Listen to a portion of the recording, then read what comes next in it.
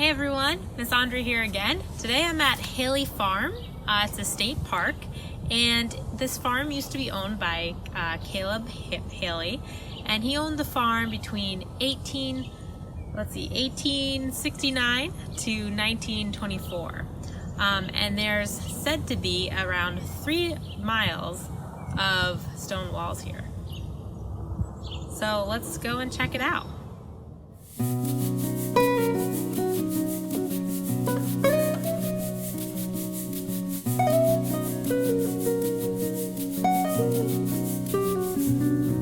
Farm is a really awesome spot because it has lots of different types of habitats.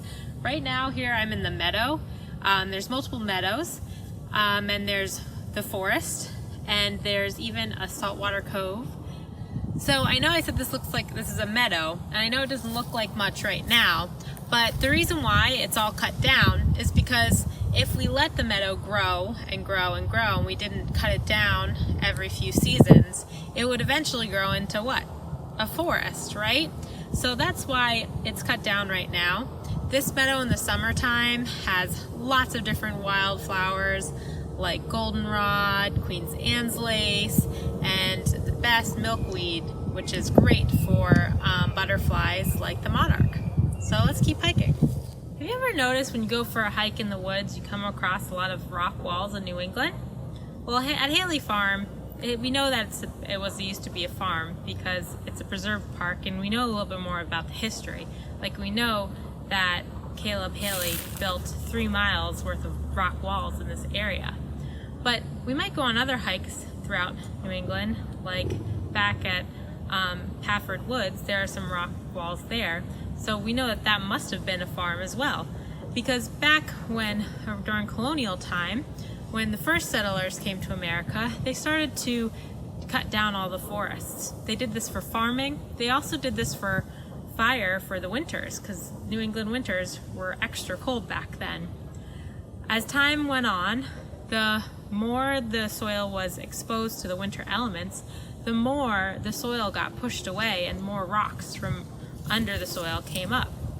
So around the late 1700s, farmers, before they could plant their crops, ended up having to pick up so many rocks and piling them up in the corner of their farms. So then by the Revolutionary War around that time, they actually started using those rocks to create rock walls.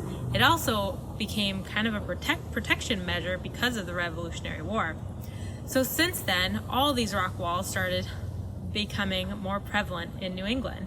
And the amazing thing is that they've really stood the test of time. We still have them with the forest growing up around them. So it's a really neat thing. It's also a great spot to see some lichen. So yeah, rock walls are a really big staple of New England, and it's part of our history that we really want to take care of.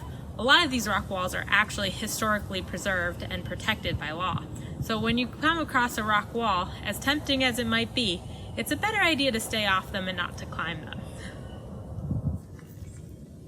Can you see the gardener snake blending into the leaves? There it goes. Let's slow it down and see if we can see it again.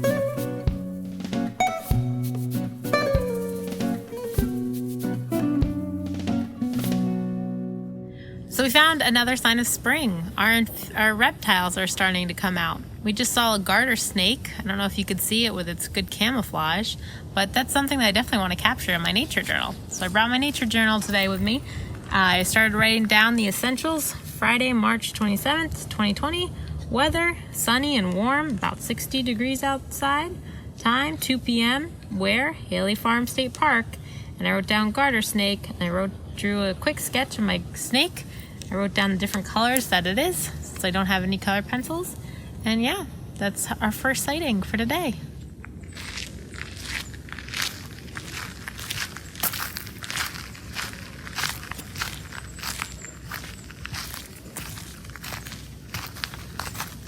Check it out, more skunk cabbage leaves. It looks like here they're more in blue. The flower has kind of subsided, and now we're really getting more of the leaves coming up. But you can see, once again, you can find the skunk cabbage by a stream and by really wet, marshy areas. I'm going to take this moment to sit and listen and write down the sounds that I observe.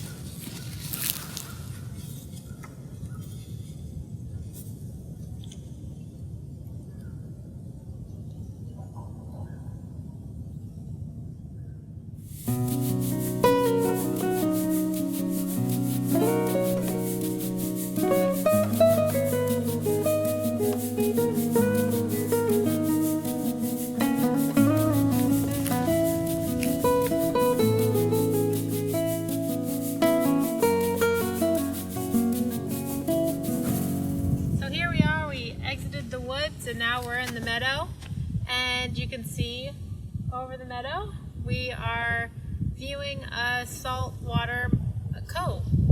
So as you can see when we get closer to the cove, that there is that stick with a kind of a nest box on top of it. Those have been created for osprey, which are these amazing birds of prey that mainly eat fish. These osprey nests are all over Connecticut. I'm sure you could even find them in other states as well.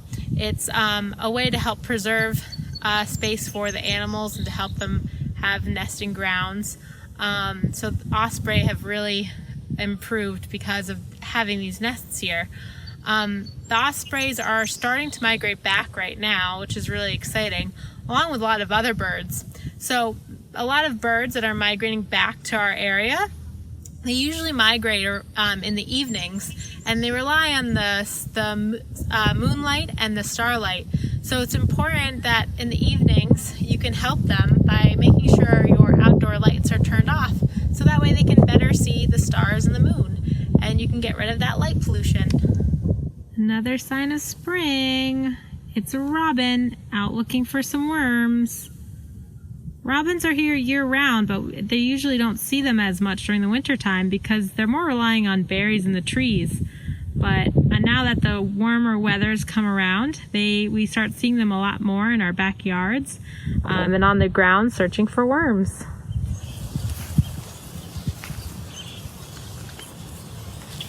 Hey friends, so we're at the end of our hike. Thanks for joining me today.